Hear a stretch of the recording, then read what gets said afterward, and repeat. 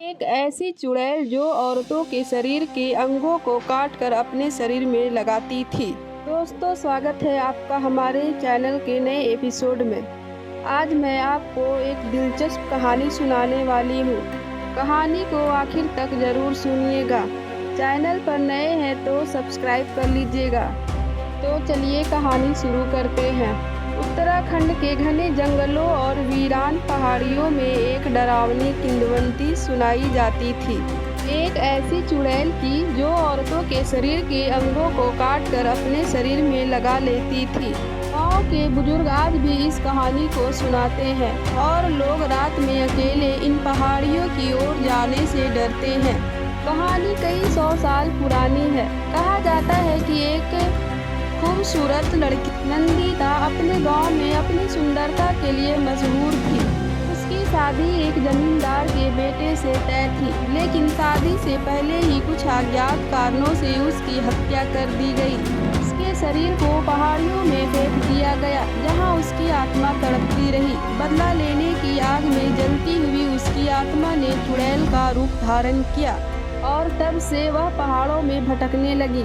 गांव की औरतों ने यह महसूस किया कि जो भी सुंदर होती है वह रहस्यमय तरीके से गायब हो जाती है। कुछ दिन बाद उनकी लाशें मिलती हैं, लेकिन उनके शरीर के महत्वपूर्ण अंग गायब होते हैं। कभी आंखें, कभी बाल, कभी पूरा चेहरा। गांव वालों का मानना था कि नंदिता की आत्मा अब एक चुड़ैल बन चुकी है और वह औरतों के अंग चुराकर खुद को फिर से सुंदर बना रही थी। कई साहसी पुरुषों ने इस चुड़ैल को रोकने की कोशिश की, लेकिन जो भी इस पहाड़ियों में गया वह लौट कर नहीं आया। गांव के कुछ लोगों ने बताया कि उन्होंने रात में सफेद कपड़ों में लिपटी एक औरत को देखा, जिसका चेहरा अधूरा था और वह किसी का पीछा कर रही थी। जो भी उसकी तरफ देखता था वह पत्थर का बन जाता था या फिर हमेशा के लिए गायब हो जाता था। एक बार एक तांत्रिक ने इस चुड़ैल को पकड़ने की कोशिश की। उसने कई तंत्र मंत्र किए और एक रात गांव के सबसे ऊंचे पहाड़ पर जाकर हवन किया। कहते हैं कि चुड़ैल वहां प्रकट हुई, लेकिन तांत्रिक ने उसे एक लोहे की कील चुभो दी, जिससे वह चीखते हुए आग में जल गई। हालांकि कुछ लोगों का मानना है कि वह पूरी तरह नष्ट नहीं हुई है। वह अब भी पहाड़ों में छिपी हुई है और किसी न किसी रूप में लौटेगी।